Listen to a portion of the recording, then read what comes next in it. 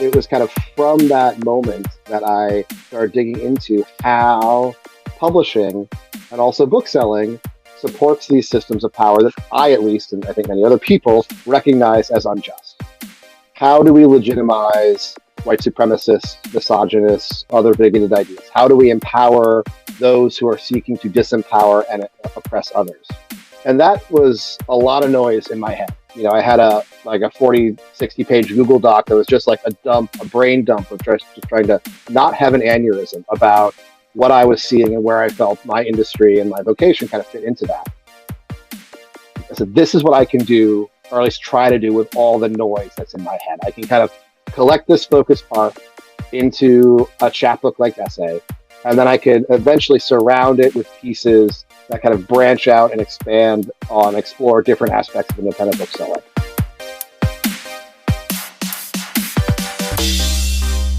Welcome to the Stark Reflections on Writing and Publishing podcast. There has never been a better time for writers. More information, options, and opportunities are available to you, but navigating these requires insight. Join Mark Leslie Lefebvre as he draws upon more than a quarter century of experience as a writer, a bookseller, and a trusted book industry consultant to explore and reflect on the writing and publishing landscape to help you make informed choices on your writer journey.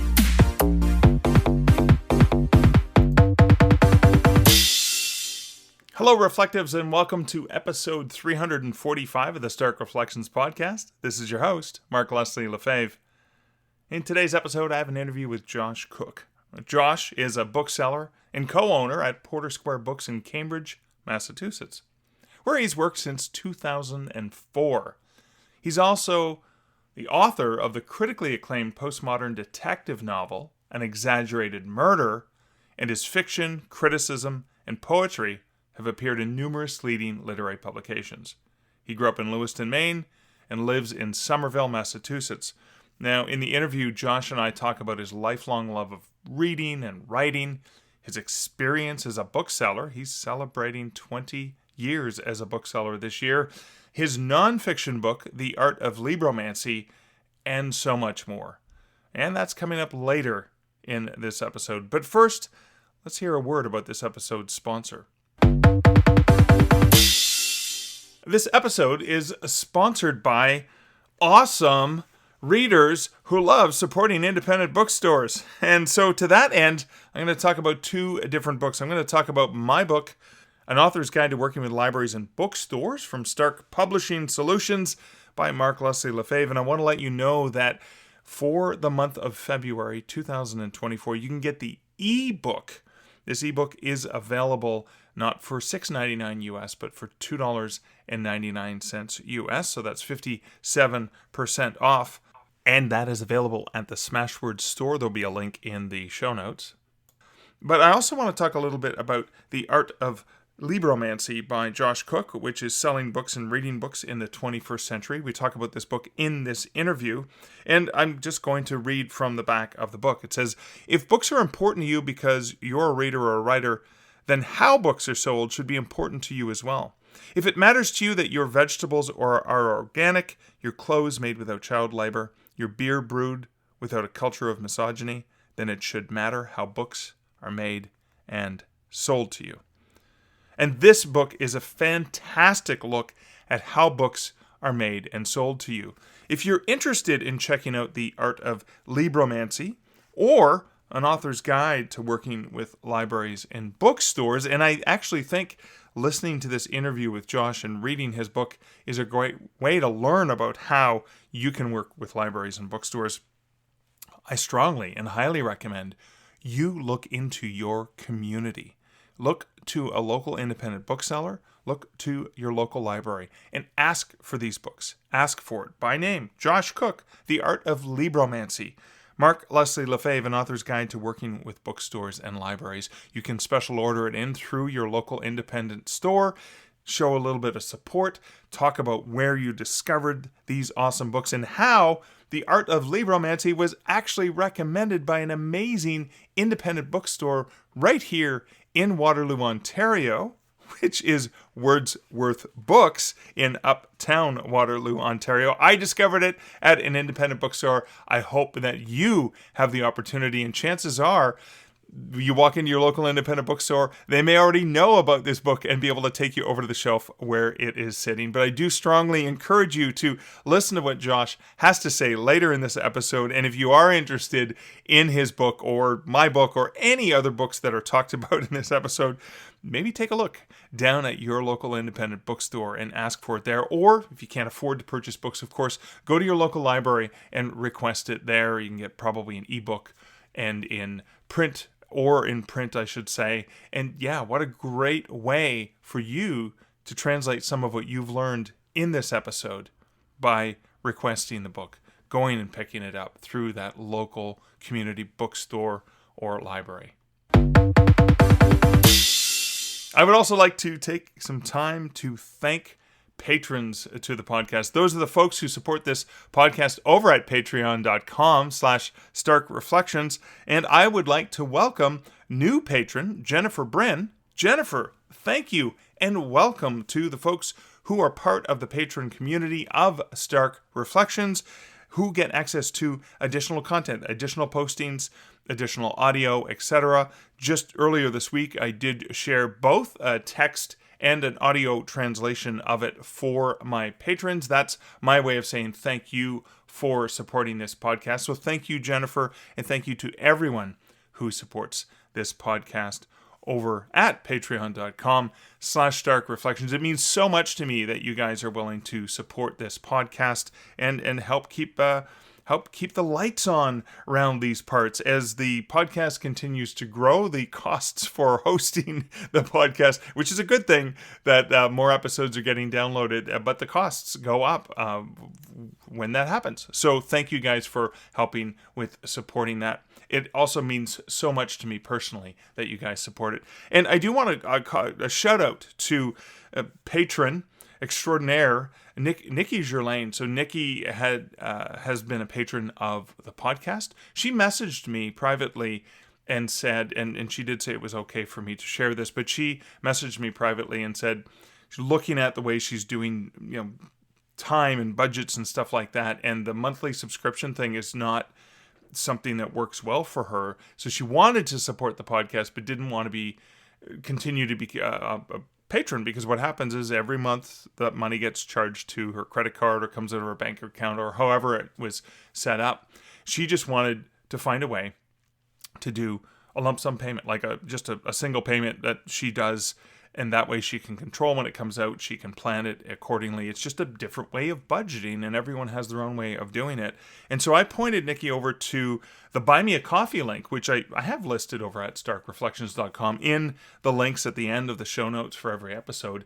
And lo and behold, needless to say, thank you so much, Nikki, for obviously for your patronage, and thank you so much for the coffees. I will be running to the restroom numerous times with the gigantic number of coffees that you purchased me. But I do appreciate you, Nikki, and the other folks who have supported me over at Buy Me a Coffee. There's just different ways to support and promote this podcast. Other ways you can, of course, promote the podcast or support me is by sharing the podcast with people that you think would find value in it. So thank you to everyone who shares episodes with friends on social media, especially when you have such a great guest like Josh and you want other people to learn from him. You sharing that helps me and helps the entire community. And I appreciate all you awesome listeners. Speaking of awesome listeners, let's hear some comments from recent episodes.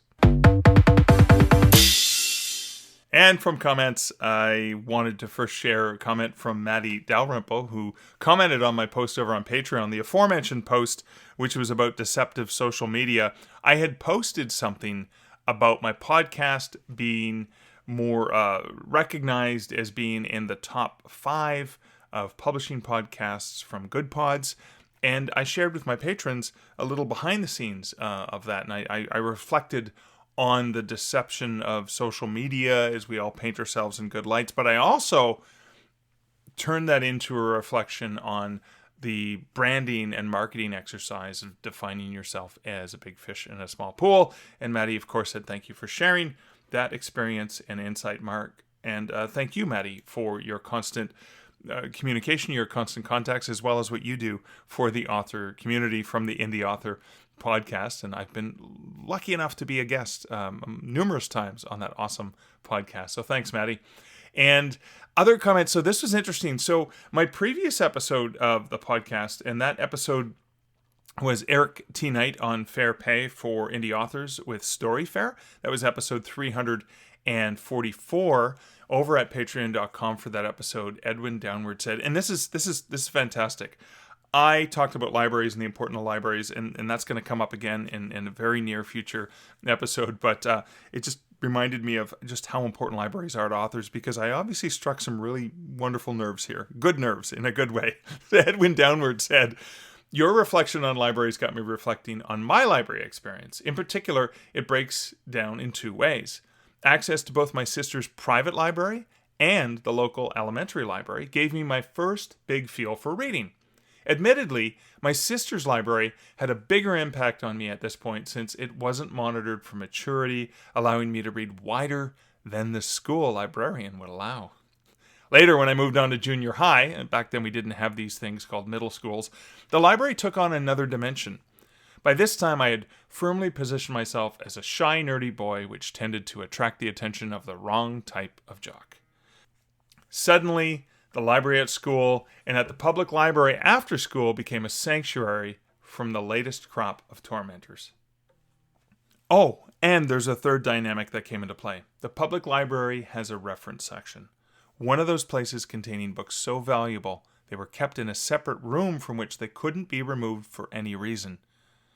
Who knows how many tidbits I picked up looking through those still impact the way I think all these decades later.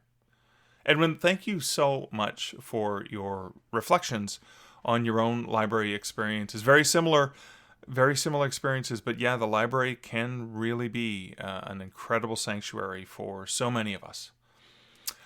And Don King on that same episode at starkreflections.ca said, your comments about the importance of libraries brought back memories.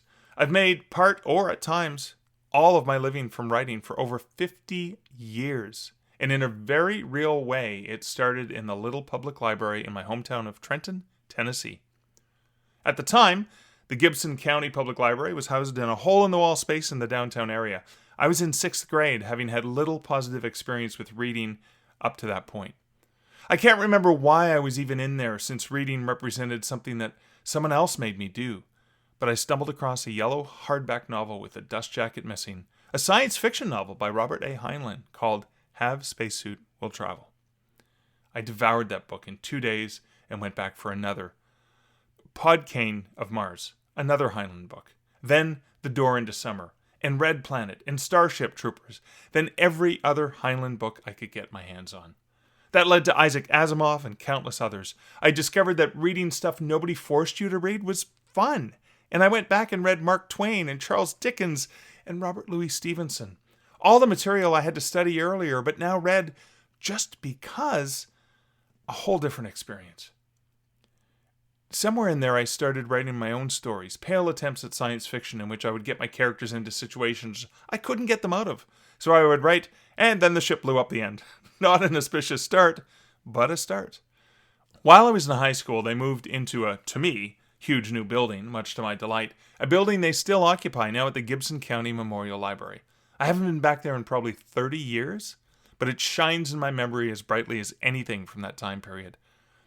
Robert Schuller once said, anyone can count the seeds in an apple, but only God can count the number of apples in a seed. I don't know how many lives were changed because of the influence of that little library, but as my books go out into the world, it's at least partially because of it.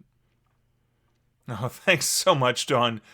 That is so cool. And I just, thinking about our own experiences, discovering the magic of libraries is so powerful. And Edwin and Don, your reflections, I wanted to read the whole comments, your whole reflections, make me think that I probably need to do a very special episode of people from, reflective people from the community sharing their own powerful experiences about libraries. If you guys are interested in doing that, let me know. What I will do is I can set up a way that you can potentially drop a recording online. So it can be in your voice rather than mine. I think that would make a very special, very fun episode. I know I would love to hear different people's experiences with libraries, and I'm sure my listeners would also get something really valuable about that. But thank you guys for your comments. I love hearing your comments. You can leave comments over at starkreflections.ca. I also can get comments over on the feed on YouTube, as well as tagging me in social media or just messaging me, mark@markleslie.ca. And a huge thank you to everyone who takes the time to leave comments and your reflections. It just makes this part of a greater community of us creative writer types sharing our thoughts and our reflections. In terms of personal update, I'm going to go pretty brief on that this time around. Still working on the next book in my Canadian Werewolf series, finishing off the work on Only Monsters in the Building, finishing off a few short stories, special projects for various anthologies and other collaborations that I'm working on, which is always a good time. In addition, a micro short story deadline for a great coloring book that I'm working on with Tanya Hales is the editor and artist for that one. Just beautiful. And I was so excited to be in that last one. And this coming week, so the week of February 5th through the 9th, I'm going to be in Colorado Springs. I'm going to be in Colorado Springs, Colorado at the Antlers Hotel for Superstars writing seminars. And that the founders, Kevin J. Anderson, Rebecca Mesta, and James Owen, are the remaining founders of that. And I am honored to be the MC and honored to be a participant and doing so many presentations and talks and just hanging out with such an amazing group of phenomenal writers. We call it the Superstars Tribe. It truly feels like a family, even though it's about 400 people now, and when I started it was well under 100.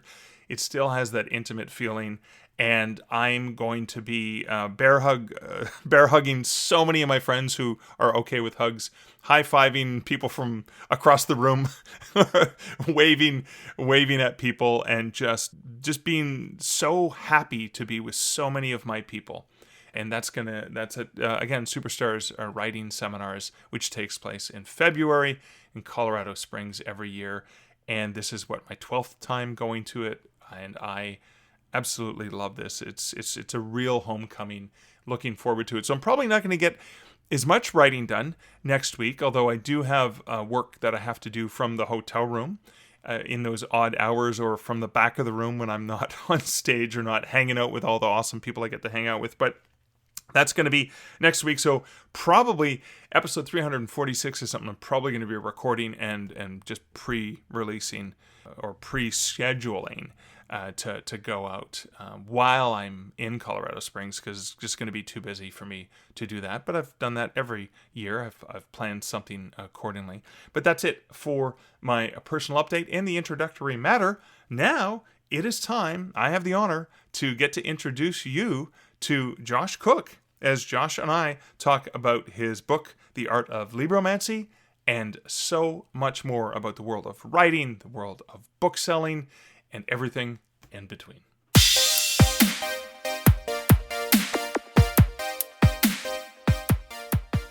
Hey, Josh, welcome to the Stark Reflections podcast. Thank you. Thank you for having me. I'm looking forward to this conversation. Oh yeah, it felt like we were brothers in bookselling as I was reading The Art of Libromancy. I absolutely felt like we were kindred spirits in this book world, even though I haven't actually worked in a physical bookstore since 2011. It's in my blood. It's something you never lose. Yeah. So let's start off, before we talk about the book, before we talk about your other books or your other writing and other book. Let's go back to the young Josh Cook. Let's go back to where his affinity for writing and for books. Where did that all begin for you? Yeah, I mean, I was always a reader from a pretty young age. Like a lot of us of a certain demographic, I started with like sword and sorcery, like Dungeons and Dragons style fantasy and Douglas Adams, and eventually kind of grew into the Kurt Vonnegut's of the world before kind of eventually moving into the more literary aspects of the world of writing. I've known I've wanted to be a writer since I was about 16 or so. Okay. And I've been writing poetry and short stories and, political opinion stuff since then. Went to college, did like a kind of informal, I was an English major, did a kind of an informal creative writing minor by taking all the workshops. All through it, still kind of working on all sorts of, I never specialized. I, worked on poetry, I wrote reviews, Right, right. um, I worked on novels. After college, for a bunch of different reasons, I decided not to kind of directly hop onto graduate studies. I just kind of wanted to try a different way of working in the world than being at school. And that eventually brought me to Boston, where I thought to myself, with no other real goals besides to be a writer, a bookstore is probably be a good place for a writer to work. And so tried a couple places that didn't pan out for different reasons. And then in the neighborhood in Porter Square where I was living, saw a sign that said neighborhood bookstore coming soon. Wow. And just walked by that sign every day until they put up the help wanted sign. They did. I applied, and that was in the fall of 2004. And here we are. Throughout all of that time, I continued writing. I've reviewed books in a lot of different places as well. Again, kind of, doing something to try and build like a freelance writing career of some kind, all while working on my fiction and my poetry. And eventually, I ended up with what I consider a submission ready manuscript that I thought would be good for a publisher I knew really well from my work as a bookseller, and that was Melville House. Okay. And they eventually published my first novel, the postmodern detective novel, An Exaggerated Murder. And that was facilitated directly because they read the manuscript because they knew I understood them as publishers, what Right. their goals were, what types of books they publish, what types of authors and stories they like to support. They were doing a lot of really cool, fluid genre stuff at the time. And so, they knew whether they were going to say yes or not, that it wasn't going to waste their time to take a look at the manuscript. Wow. Wow. Um, So this is a murder mystery. What year was that published? 2015. 2015. Okay. All right. So excellent. And happy, I guess it's 2024 now, so 20th anniversary as a bookseller. Yeah, yeah, we hit that in the fall. Yep. Oh, awesome. Congratulations. So you started at Porter Square Books. You saw a sign they were opening up. Everything worked out well. Worked out so well. How did you become a co-owner? How did that process happen? Yeah. So, I started part time, like so many booksellers do, in the summer or late spring of 2005. The person who had been originally doing the bookstore's website had to leave for whatever reason, and I, being under 30 and seeming to have some commitment to the store, they asked if I wanted to do that, Okay. if I wanted to take over the website, and I said I can cut and paste HTML. It's a pretty easy website to use. Yeah. Sure. A little bit after doing that for a while, I also started the store's social media. So our primary platform for a very long time was Twitter, and we established a really strong community on there, which we were sad to lose. I kind of parlayed that into this idea of being an online presence manager. Okay. And then a few years on, the original founders, some of them were looking to retire. So they sold the store to Dina and David. And it was at that point they did a little bit of management reorganizing, as happens whenever there's transitions, and Yeah. they created the marketing director position for me to kind of build off what I'd already done and kind of give me more time to focus on ways to get the story out. One of the great things about Dina and David is they were always keenly aware that the people who should be able to buy a bookstore from their founders are the people who made it successful in the first place, which is the booksellers. Yeah. But it still doesn't pay well. Like I didn't have enough money to buy, a successful bookstore.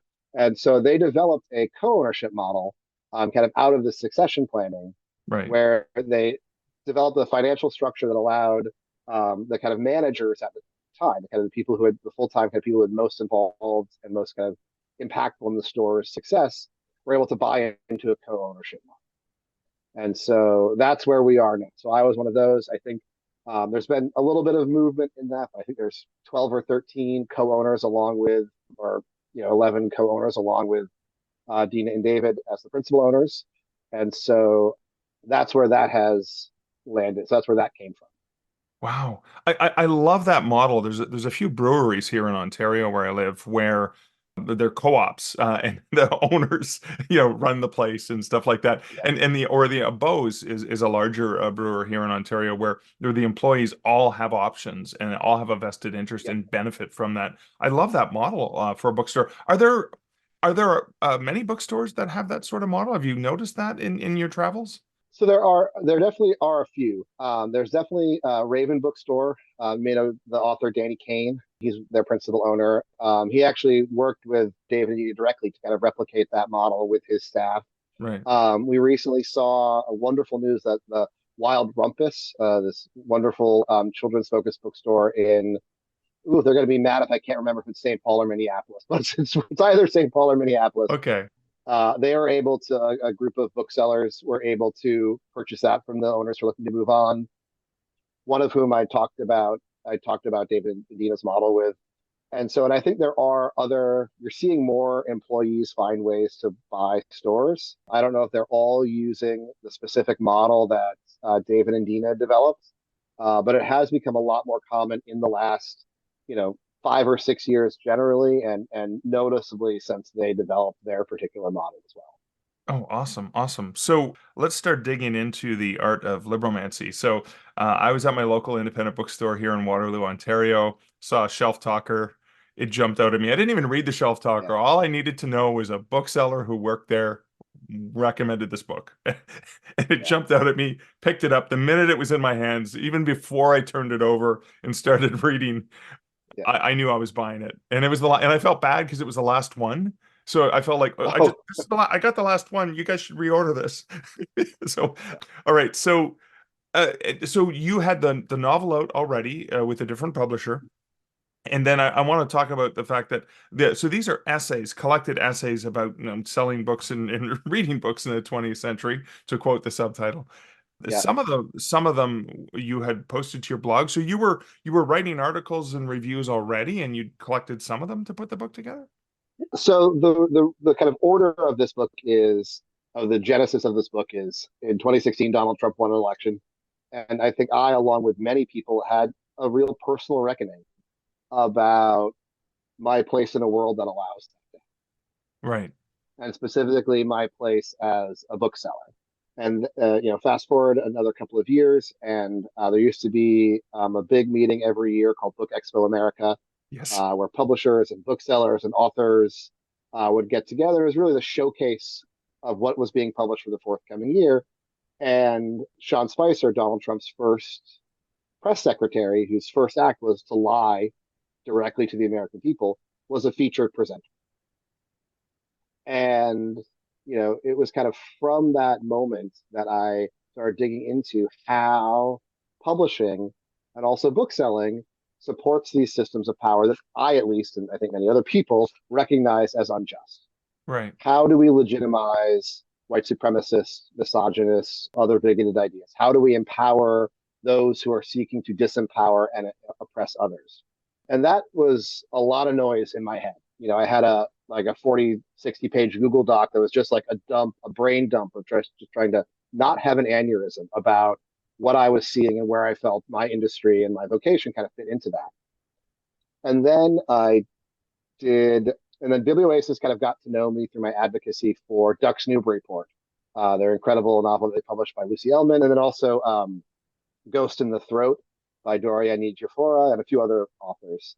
So I participated in a couple of different virtual events with them during the pandemic, including a launch for Jorge Carrion's essay collection Against Amazon. That started actually as a pamphlet called Against Amazon that Biblioasis published as a chapbook, but then they collected it it had enough legs that they brought it together, some of his essays, and published it as a book. And at that event, it clicked. I said, this is what I can do, or at least try to do, with all the noise that's in my head. I can kind of Right. collect this focus part into a chapbook like essay, and then I could eventually surround it with pieces that kind of branch out and explore different aspects of independent bookselling. I put the pitch together, much like with Melville House. The fact that of our existing relationship meant that Dan Wells at Biblioasis read my email right away Yeah. not only did he read my email, but again, he understood I knew what Biblioasis's project and goals were. He knew me as a bookseller and knew I was writing about bookselling. And they actually accepted the pitch the day up, Oh my which is God. not typical. Yeah, Yeah. it was a very emotionally confusing day because that was actually January 6th, 2021. Oh my God. Yeah, A bright light on a coincidentally. dark day. Wow. Yeah, yeah. And so some of the pieces then were new thinking that I had been doing over the years that have drawn from conversations I've had with booksellers, just my own thinking. And then some of it were pieces that I had written on my blog years ago that I thought had enough substance that could be brought up to considerations worthy of like a published essay. Wow. And, through all those couple of different forces, we brought them together, we put them in order, and here is the art of Libromancy. Wow. So many places I want to go with what we just talked about, but I can only pick one in this Yeah, reality, at least. But we can always come back to stuff.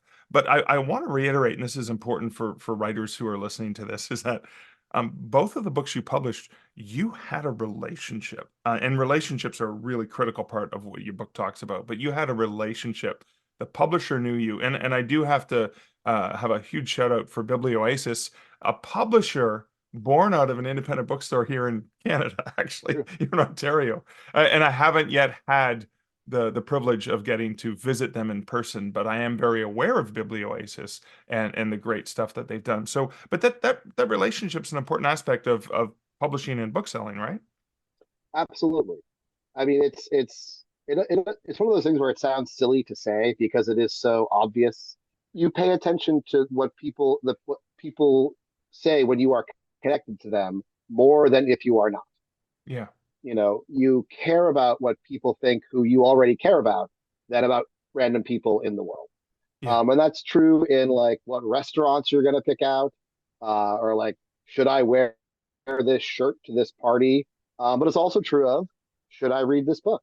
Whether we're talking about my talking to a customer who I have been recommending books for a long time with, or a writer pitching to a publisher. If they have an awareness of you, they at least have a sense of what the book could be, and the connection that you have kind of already legitimizes their project as well, because they see what you have read of their work, and understand that you understand it, and so there's a kind of reverberation that happens in there. I mean, a lot of different currents and advice columns and like strategy stuff will all ultimately boil down to it's all relationships. So it feels a little silly to say, but it's true. And sometimes you have to notice the atmosphere consciously to really kind of work with it and make the best with it. right.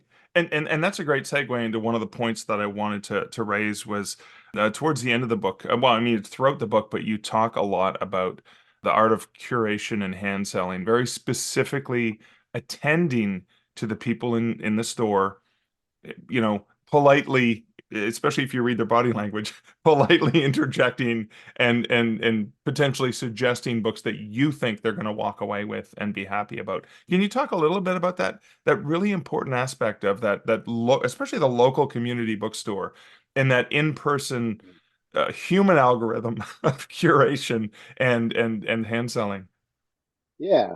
I mean, at the most basic level, this is something that Amazon can't do. At a kind of business competition, competing against your most challenging competitor, Amazon cannot replicate that. Algorithms cannot replicate that. Some people are probably going to start telling us that AI and Chat GPT can replicate that, and they're wrong. You can't, because ultimately we are bodies. As much time as we spend looking at screens, it's a body looking at a screen, and we use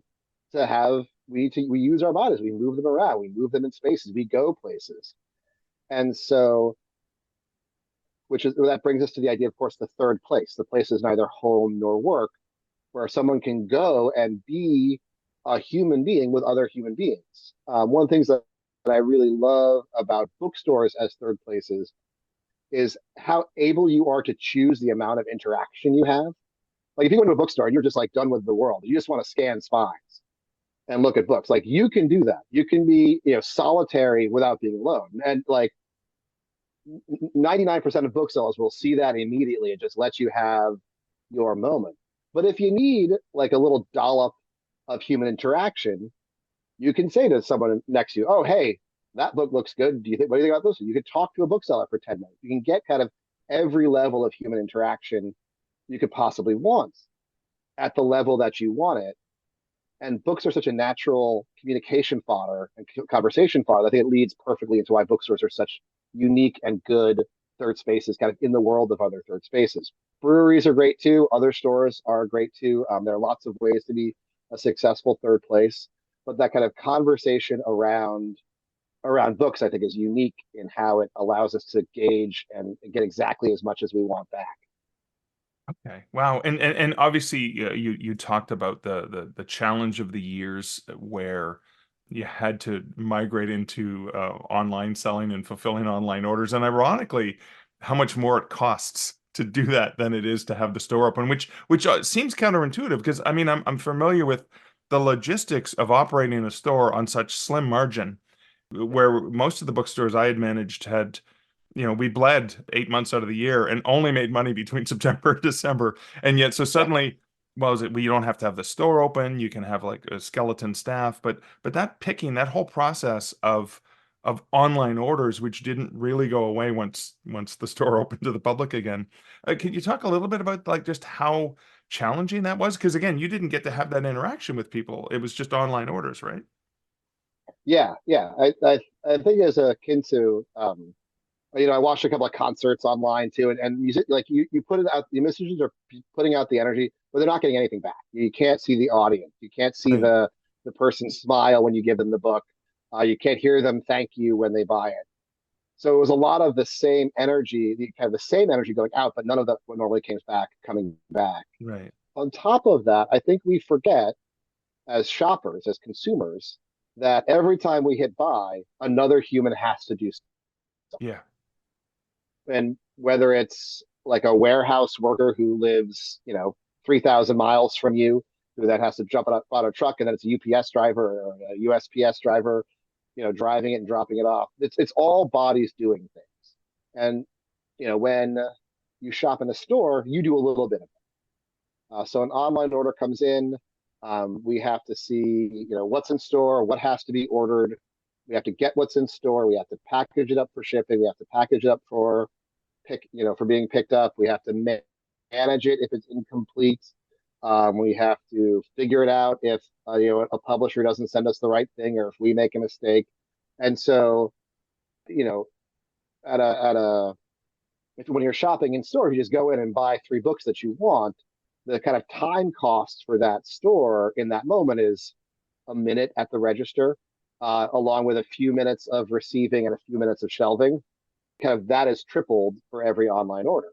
And when you go from online orders being 3 to 5% of your workload to 100% of your workload, even though each one is only a few seconds longer, that adds up. And so suddenly you have to do almost all the same work you were doing before, but getting none of the emotional return. And Right. then all of this other work, all for the same amount of sales. Right, right. Wow. And that's something that just seems, yeah.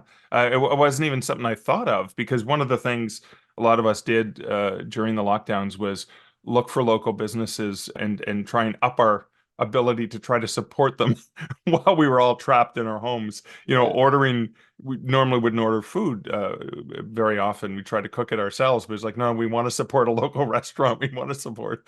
So, okay. So the other thing I think that sort of extends from that is you mention in the book, you read maybe 50 to 100 books a year, which is a lot for the average person, but not a lot for the number of new books that are published every year. And yet you Yeah. still pick up on the ability, and this is a really important aspect of book selling I don't think people think about is you can't have read every book in the store.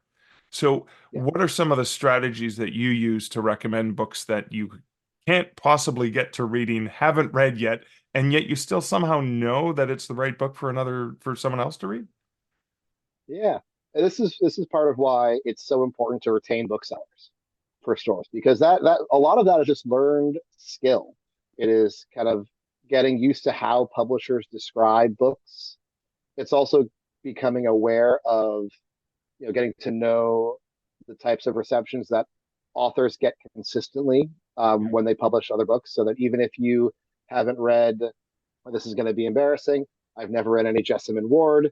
She's probably one of America's most important living voices. She's got 2 National Book Awards, I think. But I have been in bookselling long enough that I can confidently recommend her books to anyone looking for certain types of kind of rooted in American experience novels. Same thing with a lot of genres that I don't necessarily read, or kind of young adult books, which I don't necessarily read. You get to know the authors over time to have at least a sense of what is expected from the books. I also get to know publishers, and so for example, I can confidently recommend a lot of Biblioasis titles because I know the types of books that they've published. So even if I haven't read any that are coming out now, any of the specifics that are coming out now, I can say, hey, this is a publisher I really respect. Right. And so I can kind of pass that respect on to you, and you can do with it what you will. I also pay attention to what other booksellers are saying. I have a community that I know. This is kind of another one of the big tragic losses of Twitter. I've had a great bookselling community there. Yeah. I pay attention to what they say, and if Spencer from Third Place recommends a book, I can be pretty confident that I would also recommend it. Or Josh Christie from Print in Portland, a good friend of mine. If he's recommending a book, I can probably recommend it.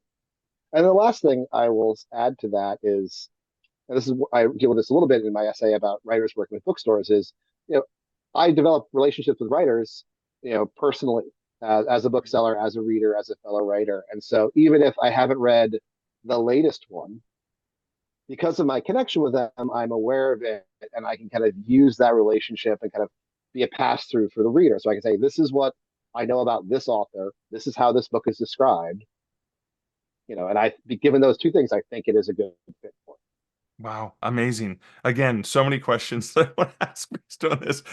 But one of the ones I think about is I think of my own experience as a bookseller and my experience with ARCs and advanced reader copies that get sent to you as a bookseller. You have access through places like NetGalley as well for digital ones. But how important is that in terms of like knowing what's coming, from all these different great publishers?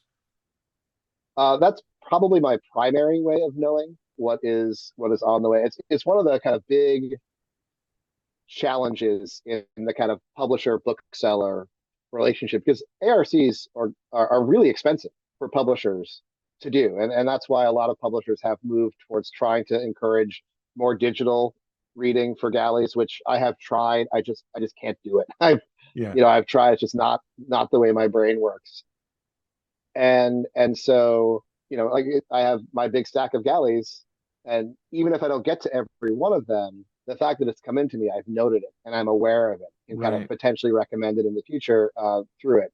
So there is some money to be made for someone who can figure out how to make the galley system less logistically onerous. If there is one thing I might add to that conversation, is the most frustrating thing is to get a galley that is addressed to me that I will never read. Right. Because that galley costs money, that shipping costs money, and now it's something that has to be managed at the store. Right. So, I think one way that publishers and booksellers can look about improving that system is for publishers to, maybe kind of dial back the volume and try to target. Oh, okay. Right. Like curation. We'll get, yeah. I mean, you can, and I do when I get a galley that's not going to be for me. If I know someone at the store who I think it might be a good fit for, I'll do my best to get into the right hands to kind of honor that cost that's been sunk into it. But every now and again, I'll look in the back of where we keep all of our galleys, and I'll see 3 of the same book. And is that really going to be the best use of the budget for that book, or is it better to use the sales reps, use editors, use publicists, use authors themselves who might have developed relationships with booksellers to better target the mailings?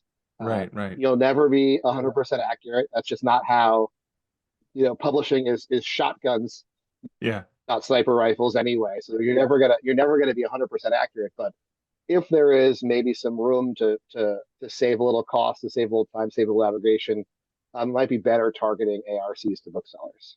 Yeah, that is interesting. Like the mass market production of arcs with certain titles, but then other ones that go missed, and then that's wasted money on behalf of the publisher. I'm remembering one of my earlier experiences of working as a full-time bookseller. My manager came back from a conference of managers, where they go off and do their fun retreats, and came back with a arc from some. And I didn't really know this author yet, a little-known author named Michael Connelly, who had The Poet was coming out in the next year, and and he said, "I picked this up for you. I think this is a book you're going to love." And I looked at it and went, "Eh." And I put it as like I never get rid of these arcs because somebody personally thought of me when they picked it up. So I put it away. It languished on a shelf at home for 6 months, and I was shelving as you do with a cart of books, and I'm putting the books out, and lo and behold, the hardcover of The Poet by Michael Connelly.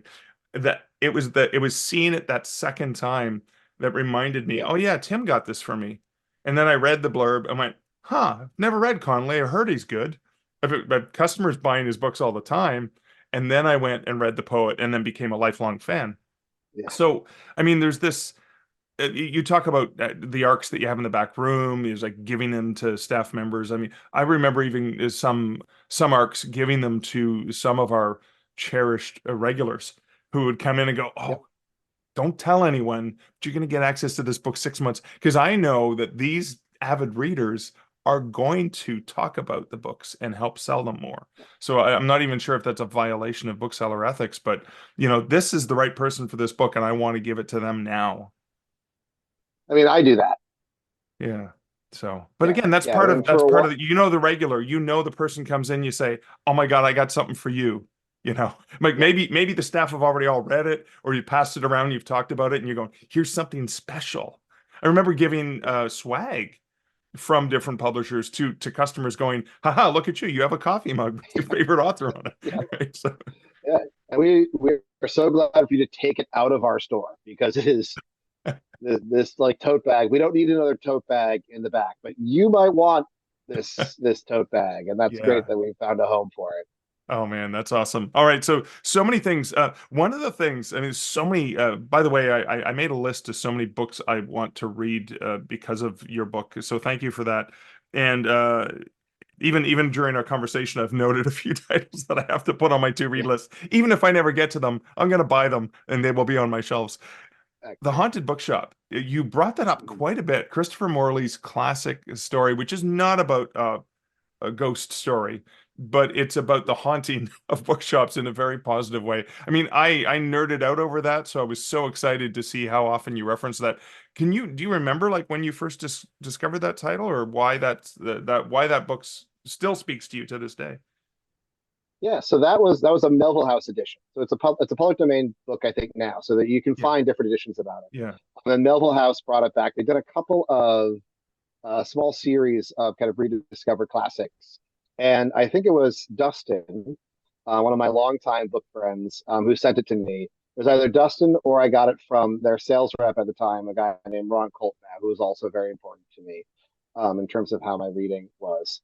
And they knew Dustin or Ron or both knew where this would have been 2012, maybe 2011. So before my first book, but like while I was still very much a presence at Winter Institutes, which were annual meetings of booksellers. I was very present on Twitter, so they like knew me as a bookseller, and obviously this is the person you want to read your book. And I think it was a really important time, in my life as a bookseller then. I don't think I'd crested the decade mark yet. I don't know if I saw myself as, had started really kind of internalizing an identity of bookseller yet. But Morley's kind of love letter to the art, I think was really, it also came into my life, as I talk about in one of the essays, at a time when had just plowed through a ton of books, many of which I didn't enjoy, for reading for like a prize style list. And so kind of seeing another voice reflect these experiences back at me from almost 100 years prior right. was really powerful, and really the celebration was really enlivening. It was inspirational, and that it kind of gave me breath. And then obviously I returned to it when I started working on the essay collection. A, because I knew I wanted to write about this experience in my life, and B, because I wanted to have it to revisit it. And kind of the most stunning thing was the things that were the same now as in 1917, I think it was, give or take. But, when he talked about them getting publisher dinners and being able to get drinks they never would afford, that that was that kind of tilted my head a little bit. I was like, oh wow, we haven't solved that at all. But also some of the debates about whether booksellers should influence purchases is still very much an active debate with different political contexts. Yeah. So it really is such a wonderful little jewel of a celebration of what happens when someone takes the time to put a book into someone else's hands. Right, yeah. Now, and you also talk in your book about, and then one of the headers is sometimes the language is the story. And this is in a chapter that's about the importance of reading difficult books or books that aren't necessarily easy because of our previous reading experiences. Can you talk about that value? Yeah, one of the things that I think makes books powerful is they are great ways to be safely uncomfortable. If you are reading a book that makes you uncomfortable, all you do is stop reading and you're fine. Yeah. There are ways to test new experiences, to enter spaces, either like physical, kind of places in the world, or maybe cultural or imaginative spaces that you would not be able to enter physically, and in ways that allow you to gain a lot without risking a lot. It's a way to kind of test drive emotions. There's something there's a way that if you're angry at a character, you get to learn about anger without having any of the lingering potential challenges or damages of being angry at a person. And so, to me, books are always a place or one of the great uses for books is stretching yourself, whatever that means. That could mean emotionally, that could mean in terms of like understanding things that you would not experience otherwise. But I think it also means intellectually, ideas, language. We are language animals. We are using language to communicate. There are people who are using language in order to steal from us, in order to create worlds that aren't going to be good for all of us. And so difficult books, and however you define difficult, are important in the self-education, the self-stretching, the self-growth that they allow you to do. And I think for a lot of different forces, whether it's kind of how we are taught literacy in school or kind of how it's talked about in kind of mainstream media, or even how like intellectuals and other kind of thought thought workers, I don't know if I like that phrase, but that's what I came up with in my head, do and mean in society, try to tell us that these are not worth it. And so kind of my hope with that essay was to give some of my readers the tools to kind of take those growth steps for themselves, if they choose. Right. And kind of push back a little bit on that idea that, once you're out of school, everything should be entertainment. Once you're out of school, everything should be fun, which says nothing wrong about fluff and entertainment, but sometimes we get a lot out of things that aren't those two things. Yeah. And so that also leads to a really fascinating thing that actually led to one of my recommended reads from your book was Popper's Paradox of Tolerance, because yes, we want to learn more, we want to be able to experience things because a reading is an empathetic it allows more empathy because we can now understand things beyond our own experiences. You and I, cisgender, neurotypical, heterosexual, middle-aged, very privileged white men, we get an opportunity to learn so much more about people who have different experiences than our own. And yet, Popper's paradox of tolerance. There's the example of the bartender that you shared that struck home, and I went, "Whoa, never thought of it that way." Can you talk a little bit about that and the value and the importance of a bookseller in maybe drawing that line? So Popper's paradox of tolerance, for those who don't know, is from philosopher Karl Popper, writing in the kind of early mid 20th century, that basically states, if you tolerate the intolerant in your space, eventually your space will become intolerant. So if you allow people who are I talk specifically about being in America, talk about specifically about white supremacy and white supremacist voices. If you allow them into your space will eventually become a white supremacist space because they will use every tool in their book to oppress those who don't match what they believe in. And what is interesting in a kind of makes my eyes bleed way about Popper's paradox of tolerance is we consistently see it shown to be a true description of historic and contemporary events. So the story of the bartender who kicked the guy with the Nazi paraphernalia on his jacket out without even talking to him. He said the process, the first guy comes in, he's nice, he's polite, you don't want to start anything, he gets a drink. Next time he brings his other friend. Next time they bring two more friends, and then you've got a Nazi bar. You've seen this in the punk rock music scene where, unfortunately, they just had to fight. They had to physically beat up Nazis in order to keep their spaces safe. And over again, we watched this on Twitter, as the hateful voices became and intolerant voices became tolerated. Now it's just all intolerance. And what's frustrating is we still give them the space. We still give, for example, the Chris Rufos, who was the conservative kind of education tactician who is now kind of doing everything he can to help bring down any diversity, equity, and inclusion initiatives in higher education. Like we see Popper's paradox being shown to be true, and yet we continue to allow intolerant voices into our spaces. Bookstores are platforms, and we elevate what we keep on our shelves by making them most accessible and by giving them some degree of legitimacy. If there's a book on a shelf at Porter Square Books, we are telling our community some version of, we think this book deserves to be here. And I still don't know how much this does in terms of the actual rest of the world.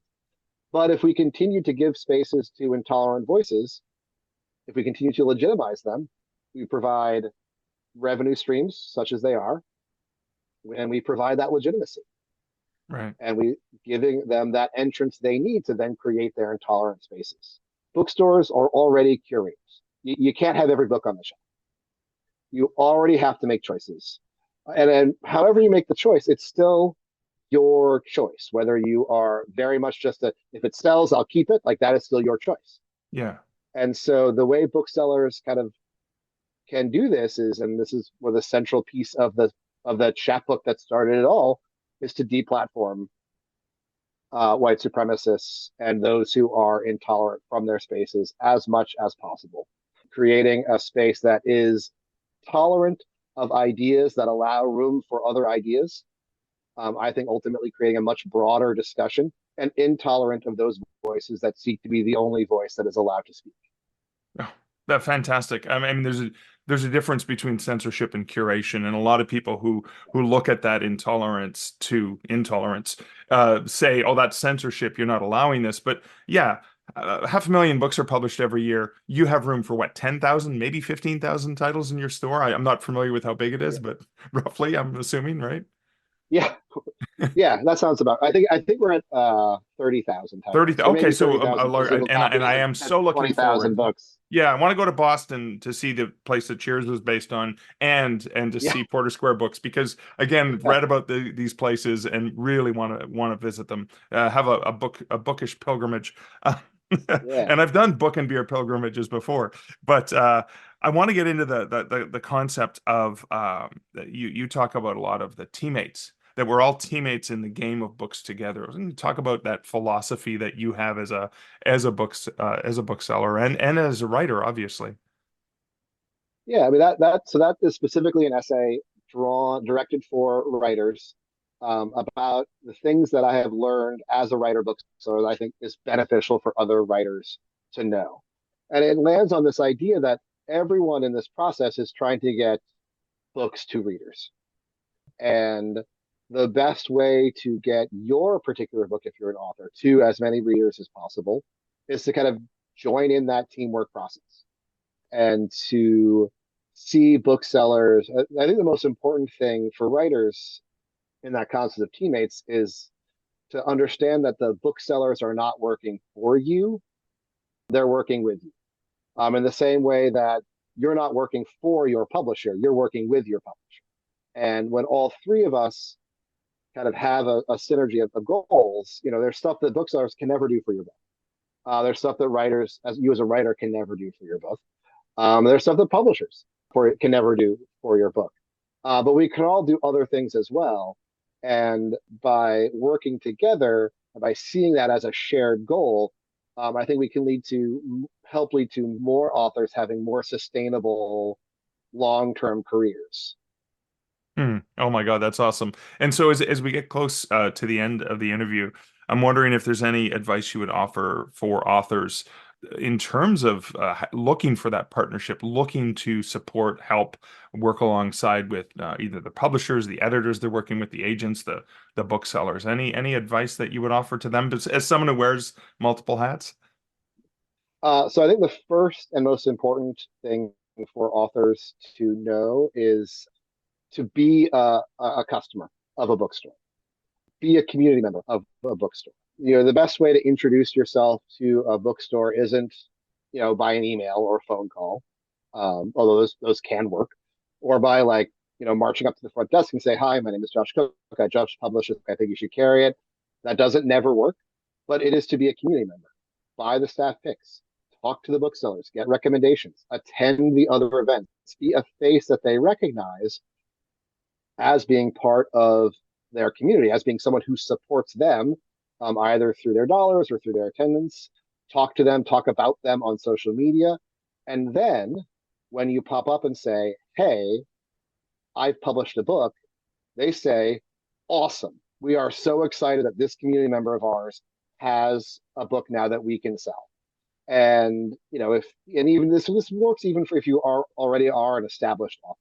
If you are someone who's already 5 books in, but you'd like to, you know, maybe sell more in the independent bookstore channel for book 6 or whatever. It goes back to that sense of relationships. We are much more likely to read a book if we recognize the name on the cover than if we don't. And then I'll add a little practical thing on top of that. So once you kind of have got yourself as a community member, one very practical thing to do is volunteer to be a conversation partner for other authors. Bookstores now and publishers and authors and pretty much everybody has now shifted the kind of book event standard from a person reading at a podium to a couple people in conversation about the book. And so sometimes it is the bookstore's responsibility to find that conversation partner. And if they know you and if you volunteered, that is one great way to get yourself out there into the wider world. Because, of course, you are sitting in front of that audience as well. They may be here to talk about whoever the other author is, but they see you and we introduce you and they hear your book titles as well. So, always start by joining the community. And then kind of once you've done that, a very practical thing to do is to volunteer to be in conversation. Awesome, awesome, absolutely brilliant. Thank you so much. So, Josh, thanks for spending time with me. Can you let my listeners know where they can find out more about you, about your books, about Porter Square Books, anything, anywhere where they can sort of find you online and learn a little bit more? Sure. So my biggest online presence right now, I think, is on Blue Sky of all places, where I'm Josh the Libromancer. I'm Josh the Libromancer on Instagram as well. I also have a newsletter, a monthly recommendation newsletter called Yesterday, Today, Tomorrow, Forever, where I recommend an old book, a new book, a forthcoming book, and a book that for some reason I've been reading forever. I post those sign up links every now and again on our social media. Porter Square Books is, of course, portersquarebooks.com. We are also on Blue Sky and Instagram and Threads as well. And I think that's where you can find us. You can also, of course, find Biblioasis lists my book, so there'll be resources there as well. If you're looking to maybe find some more blurbs or some reviews, those would be there. You can find them there. Awesome. Thank you. And there will be show notes to all of those things, including as many of the recommendations that Josh mentioned over at starkreflections.ca. Josh, thanks again for hanging out with me today. Thank you so much. I really appreciate that you read the book, that you brought me on here, and your enthusiasm for it. This has been really wonderful. So a few things that I ordered a few of the books that Josh talked about. I ordered from my local Wordsworth independent bookstore, Wordsworth Books in Waterloo, Ontario. There will be a link to them in the show notes. I got the Jorge Carrion, and I'm probably pronouncing his name wrong, Against Amazon and Other Essays, and it's translated from the Spanish by Peter Bush, and that was published by Biblioasis, and so I got that book in, as well as a few other books that I picked up from Wordsworth. And one of the books that I got was Me and White Supremacy. And now I am going to be reading and it's a very long book, but I am going to be reading the one of the ones that Josh talked about, which is Karl Popper's The Open Society and Its Enemies. And now it's I've got the audiobook for that one. It's 23 hours, so it's not a short book, but I'm looking forward to reading that. And I started reading Me and White Supremacy, and my apologies that I'm not remembering the author's name, but I'll have a link to the book in the show notes. And one of the things I noticed about this, so I read the introductory few chapters and bits, and then once I got to the one chapter, it was originally released, it was done through an Instagram meme, and it was originally released as a workbook. And as I was reading in bed with, just the lamp light on, getting ready to go to sleep. And then I got to the end of the one chapter where there's a bunch of questions, and I realized I wasn't reading it in a way that's going to benefit me the most. And the way that's going to benefit me the most is take the book aside, sit at a desk with pen and paper in hand, and actually write out some of my thoughts after I finish the chapter. So that book's going to take me a lot longer to read, and that's okay. It could take me 6 months. But I'd rather do it properly. I want to go in, I want to read the book, I want to really deeply reflect on things. I am very aware of the privilege that I have in so many different ways. And I am hoping to be able to leverage this book to put me, and Josh talks about this, obviously, you heard it in the interview, to be uncomfortable. I want to learn, and I know that's going to make me uncomfortable, and it's going to make me think about things and feel bad, and that's fine. That's fine. I need to go through this process of deeply understanding my place in upholding white supremacy. And it doesn't mean I'm a Nazi, and it doesn't mean any of those things. Just understanding my place so I can make changes. I can better understand what are the things that I can do, particularly with the power that I have, how I can help bring other voices and spotlight of voices that are not the same as my own. And so that's one of the other books that I'm reading, and I think about that. So I just think it's always fun, and this has always been something that's happened to me in as a bookseller and just a book lover and book nerd in general, is when I talk to people, and it's going to happen when I go to Superstars next week, and I talk to people, I'm going to walk away with a list of things I want to read. And that's fine. And I know that I will buy thousands of books in my life. I will buy thousands of books I will not read. I will not have time to read. But that's okay. I'd rather buy 10 books and only be able to read 2 of them than not buy any books at all and not be able to have the opportunity, the possibility that I can turn around and pick it up. So I have a stack of 12 books that I've recently purchased in the last month alone that are just sitting there, either purchased or given to me. Maybe they're Kickstarters I supported. Maybe I met the author and bought a copy off them, whatever the case may be. And I may not pick them up right away, but I know I will pick them up later. Or if not, maybe I give them to a friend. But the possibility of what is contained there is what drives me forward and motivates me. And that's really, really powerful. So the other things I wanted to reflect on is there's some parallels between Josh's journey and my own journey. I graduated from university in 1992, and I started working as a part-time bookseller for a chain in Ottawa, Ontario, Coles the Book People. And that chain later merged with Smith Books, which was a Canadian branch of W.H. Smith. It became Smith Books, and then they ended up merging and creating Chapters, which was a chain during the big box era. I ended up managing a bunch of those stores, but even working at so Prospero the Book Company was an independent chain in Ottawa that got absorbed by the Coles family, but they kept the branding. They called it Prospero the Book Company, and it behaved, even though it was part of a chain, very much like an independent bookstore. It did still have buyers from Toronto, but it had a lot more content that you'd find at an indie bookstore. So I had that great opportunity to play in that realm. But our journeys, as knowing that we wanted to be writers and figuring, well, may as well get a job in a bookstore. And that part-time, it was funny. I was working part-time at theater at Carleton University, doing tech stuff in the background and doing a lot of plays and lighting design and sound and all kinds of stuff that you would do for a theater company and a theater. So I was doing that part-time. I was doing PM Displays, which was a trade show company. You go to different trade shows and you would set up for trade shows. So I had a number of part-time jobs, but one of them was that part-time bookstore job that became a full-time job. And then I got into management and I just could not. I got bit by the book bug and loved it. And so that was kind of interesting that we had those sort of parallel journeys. And then even the parallel between Josh's becoming a co-owner and the current co-owners, Mandy and Dave, of Wordsworth Books here in Waterloo, Ontario. So this is going back to the idea of like bookstores, booksellers who worked there, who were part of the family, taking over the store when the original founders and the owners retired.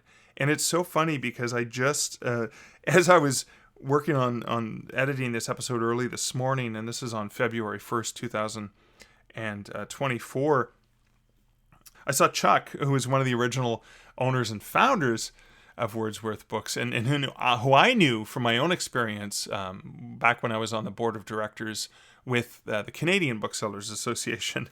And I remember when they retired and going to the store, making the trip into the store to celebrate their retirement and to celebrate David and Mandy taking over as owners of the store. And it's so exciting to see this family-run business that's been such an integral part of the community. Now, I didn't live in Waterloo at the time. I was living in Hamilton at the time. But now I'm lucky enough that I get to live in Waterloo and I get to frequent Wordsworth Books, and that it's still a vibrant and vital part of the community. And they've been through so much, not just the big box and the online book craze and all those things, but when they were tearing up the streets and you couldn't even get to the store. This is prior to the pandemic. You couldn't even get to the store from the main road that they're on in Uptown Waterloo. That's when they started to have to do things with bicycle couriers and starting to deliver books. So then when the pandemic hit and they did the curbside pickup and they had to deal with that, they already understood what it was like to not have people be able to get to their store easily. So they had to go through that again. But, you know, I was just there on a recent Saturday, and it was just amazing to see how busy and vibrant that store was, and chatting with the booksellers there is always so much fun. So that's it for my reflections, my post reflections from this interview. I hope that you found this interview and conversation with Josh as fascinating as I did. I do hope you seek out the book, The Art of Libromancy. I now want to seek out Josh's mystery book because I want to check that out and I want to enjoy that because I love his nonfiction writing. I'm sure I'm going to enjoy his fiction writing. And as I look at this book, I see all of the various tabs and places. Yeah, I know I bent the corners and pages of the books because I wanted to go back and highlight some of these phrases because I know I'm going to be referring to this book for a long time. But thank you so much for listening to this episode of the podcast. If you do want to support the podcast, I do encourage you to share this with someone that you think would enjoy it, that would find value in the podcast. But thanks for being here. And until next week, and until next episode, this is Mark Leslie Lefebvre wishing you great writing and good Stark Reflections. Thank you for listening to the Stark Reflections podcast. You can find show notes for each episode at starkreflections.ca.